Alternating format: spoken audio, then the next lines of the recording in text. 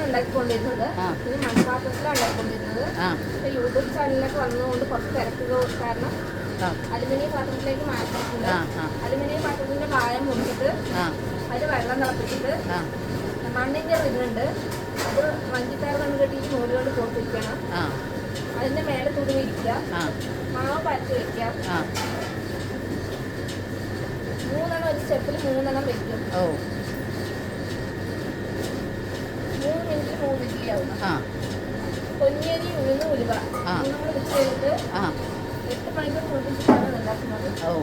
ഇതിന്റെ സ്പെഷ്യാലിറ്റി എന്ന് പറഞ്ഞാൽ ചമ്മന്തിപ്പൊടിയാണ്. മട്ടയരി, കുരുമുളക്, ജീരകം, പച്ചമുളക്, കറിവേപ്പില, കായമെല്ലാം വറുത്ത് പൊടിച്ചിട്ട് ഉണ്ടാക്കുന്നതാണ്. ഞാൻ 5ാമത്തെ ജനറേഷനാണ്. ഞങ്ങളുടെ ഫാമിലി മാത്രമേ ഇത് ഉണ്ടാക്കുന്നുള്ളൂ. ഇവിടെ വേറെ കടകളുണ്ടോ? 2-3 കടയുണ്ട്, അല്ലാതെ വീടുണ്ട്. നിങ്ങളുടെ പേരെന്താണ്? എൻ്റെ പേര് രൂപിത. രൂപിത. അവിടെ ക്യാഷിലിരിക്കണോ നിങ്ങളുടെ ഹസ്ബൻഡാണോ? അല്ല, അത്